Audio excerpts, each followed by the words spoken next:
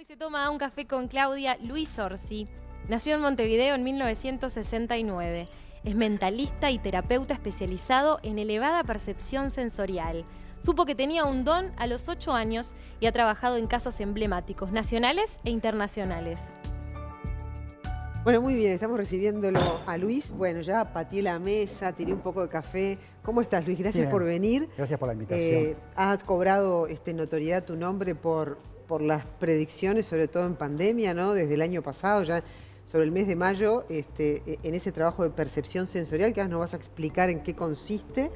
Has podido visualizar algunas predicciones que luego efectivamente sucedieron, ¿no?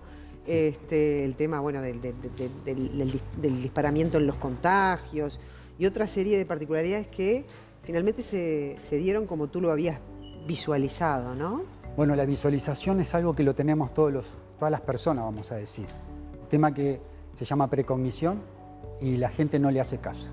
Cuando tenemos ese presentimiento que algo nos puede suceder, cuando sentimos y pensamos en alguien durante un tiempo que no vemos y esa persona llama o se comunica con nosotros, no es casualidad. Es una sensación que tenemos que es una conexión.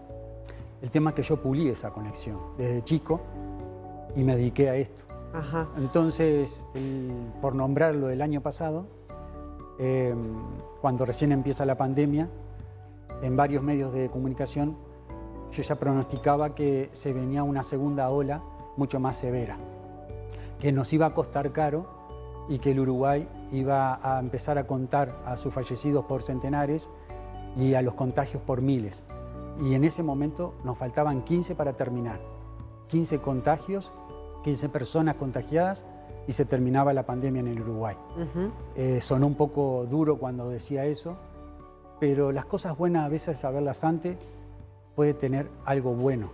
Ahora, vos decías que todos podemos, sí. De hecho todos tenemos esa habilidad, que vos la trabajaste, es decir, pero ¿cómo se diferencia en las sensaciones, ¿no? Porque uno también tiene todo el trabajo de la mente, es decir, lo que fabricamos mentalmente o lo que nos llega a través de otros sentidos, ¿no? Claro, son otros sentidos que se activan. Por eso.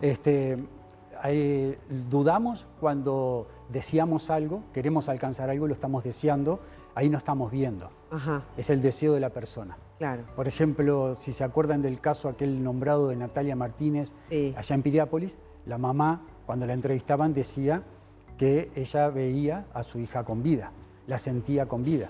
Ese era el deseo, yo le decía a la policía. Entonces yo veía un cuerpo. Desde Venezuela yo mandé decir que la chiquilina estaba fallecida y todavía no había pisado yo Uruguay. Claro. Con una fotografía y el nombre pude visualizar que la niña no estaba con vida. Vamos a contar, Luis, que has participado o has sido convocado en varios episodios policiales complejos de acá del Uruguay y también de la región, ¿no? Sí. También en la República Argentina con el caso Nisman.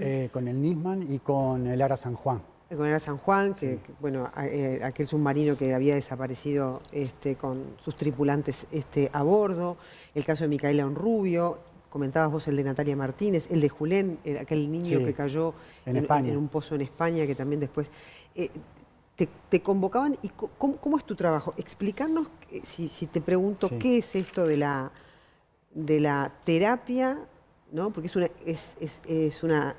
un terapeuta especializado en elevada percepción sensorial. Esto es lo que me estabas explicando recién. Exacto. ¿No?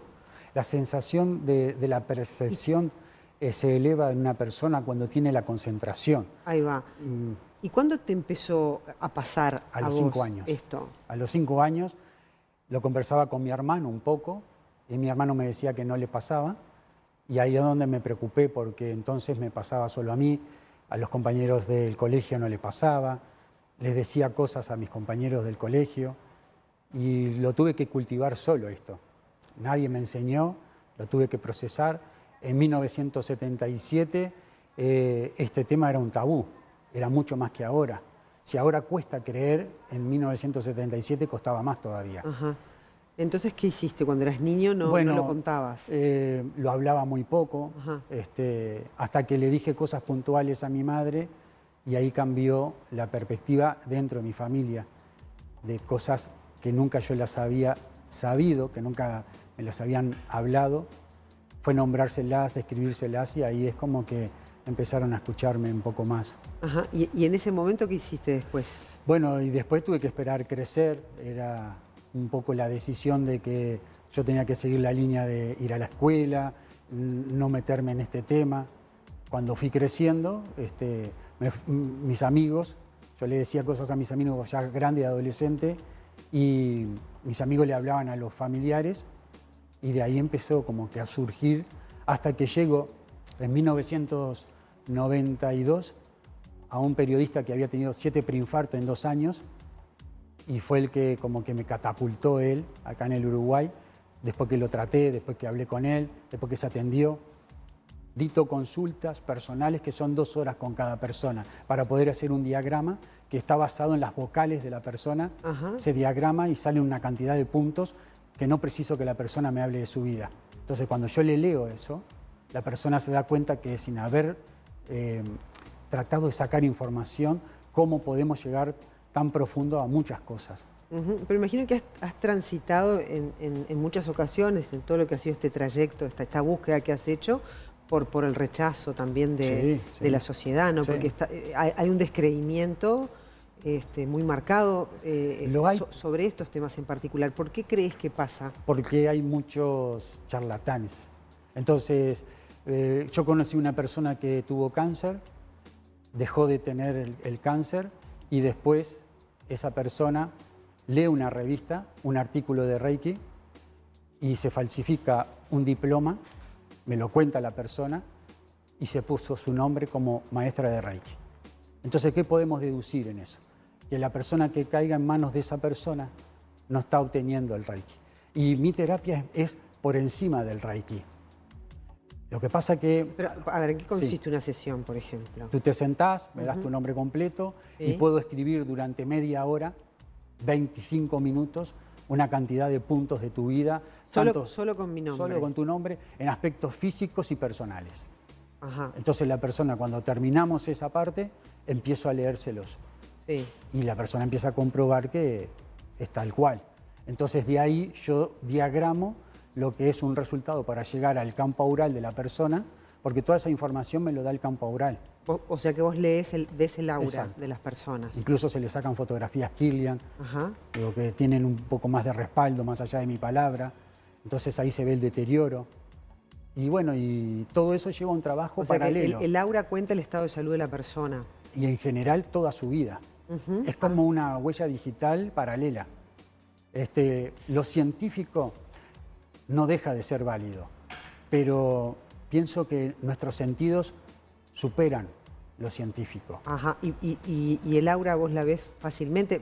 En este momento vos me estás viendo el aura a mí. No, porque yo armo el diagrama, al armar el diagrama veo el campo aural de la persona.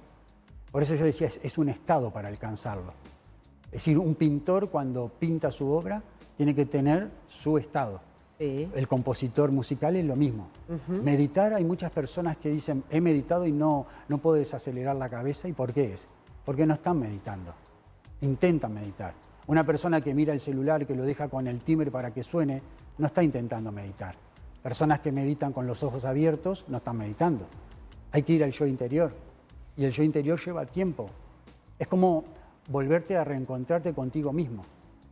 Pero las personas creen que las predicciones todas son malas. Si tú sabes que algo malo puede pasar, tú te vas a cuidar. Y no es una sugestión que se abre. Ahora, decíamos al principio, has trabajado para el Ministerio del Interior, Sí. porque te han consultado. Esto obliga a ciertas reservas de tu vida personal también, ¿no? Exacto. ¿Qué protocolo tenés que seguir cuando participás en estos casos, como en el caso de Micaela Onrubio, por ejemplo, o el de Natalia Martínez? Este documento me lo da, es una fotocopia, Sí. no, podemos leer una parte. Lo que está subrayado en negro es más que nada porque el caso todavía está abierto, pero ahí un poco el Ministerio del Interior... Por me da la un presente documento. solicitud, usted tenga bien, siempre y cuando lo estime pertinente, colaborar con esta división, estamos hablando de la Policía de Montevideo, en el esclarecimiento del homicidio en el que fuera víctima, no importa la persona, hecho ocurrido, ¿no? Es menester informarle que sean casi agotado todas las hipótesis obtenidas para esta policía, por lo cual se recurre a su vasta experiencia en esclarecimientos de hechos de esta naturaleza, solicitando su tiempo y conocimiento en este campo para poder llegar al autor del terrible atentado que costó la vida de esta señora. Entonces, el haber colaborado, porque yo creo que solamente uno colabora, la policía, lo he dicho en muchas oportunidades, hace muy bien su trabajo, pero a veces cuando se agotan los recursos, incluso vemos que en otros países se utiliza más este tipo de personas. Claro, hay buenos albañiles y malos albañiles y así hay, mecánicos, sanitarios. El tema es que uno cuando dice, bueno, tiene un currículum, es lo que marca la diferencia. Trato de enseñarle a las personas... ¿Y cómo fue ese trabajo? Sí, este en particular, el de, y este fue el que de Natalia, el de Micaela. Se les agotan los recursos. Sí, yo sé, pero digo, ¿qué herramientas, insumos utilizás vos para darle más información? Pertenencia de la persona. Prendas. Prendas. Nada más. Incluso con el caso de Micaela, que fue... ¿Es similar a lo que hace Aquistapache? Es que nunca supe lo que hace. Bueno, colabora con la policía a través también de prendas de la persona o objetos personales. Bueno, será de la misma manera. Ajá. ¿No lo conoces a él? No lo conozco. Ajá. De hecho, en el caso de Micaela, entré en la casa de Micaela y quedaba una prenda sola que la tuvieron que ubicar y con esa prenda trabajé cuando otro vidente anterior le había dicho que se le habían dado a los animales para que se los comiera. Y yo estando en la Argentina le mandé decir al papá que la iba a poder enterrar, que la iba a encontrar sin vida. ¿Y eso sucedió? Y fue lo que sucedió. Ahí va. ¿Y estabas en Argentina o estabas trabajando también en otros casos? Sí, realmente me radiqué casi en la Argentina 5 años. Ajá. Justo cruzo y cierran la frontera por la pandemia. Y te quedaste acá por la pandemia. Ahora, en el caso de Nisman, en el que también trabajaste, ¿tu conclusión cuál es? ¿Que fue un homicidio o un suicidio? No, fue un homicidio. E incluso lo que hice cuando presenté una cantidad de trabajos a un trabajo periodístico que estaban haciendo, concordaba con mucho de lo que se estaba en una línea de investigación. ¿Cómo trabaja la policía? Y bueno, creo que uno trata de aportar, de sumar, y la policía es como que yo me he sentido apoyado y contenido. En este también, caso, ¿no? ¿visitaste el apartamento, la vivienda? Estuve en el apartamento. ¿Estuviste allí? Estuve en el apartamento e incluso estuve con conocidos de Nisman. Ajá. Con Natalia, el caso de Natalia, estuve con las amigas que el día que desaparecieron y con los familiares trabajé con casi todos. Claro. ¿Y qué presión significa para ti este trabajo? Porque de algún modo estás trabajando con la vida y con la muerte, con situaciones muy delicadas, ¿no? Y muy dolorosas. Es decir, ¿con qué cuidados, bueno, mis amigos con qué reservas tenés que siempre desempeñar tu tarea? Mis amigos siempre dijeron que soy muy diplomático para hablar. Cuando doy la información a veces que es trágica. Que ellos en mi lugar serían más directos. Y yo trato de evaluar todo eso, ¿no? Porque me pongo en el lugar de la otra persona. Siempre me caractericé de no sugestionar a las personas.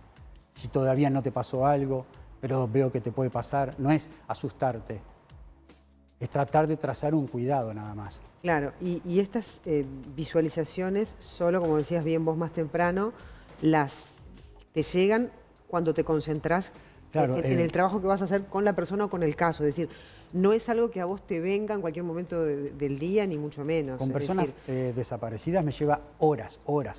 Con personas así como estamos nosotros, es lo que yo decía, media hora, 2 horas va a ser la charla que vamos a tener, la profundidad que vamos a alcanzar. Ahí va. ¿Y con la pandemia cómo has trabajado? Porque has dicho el año pasado algunas cosas que sucedieron, otras que quizá no, porque a veces también hay un margen de error, ¿no? O sea, ¿existe la posibilidad de que haya un margen de error en este trabajo de percepción sensorial?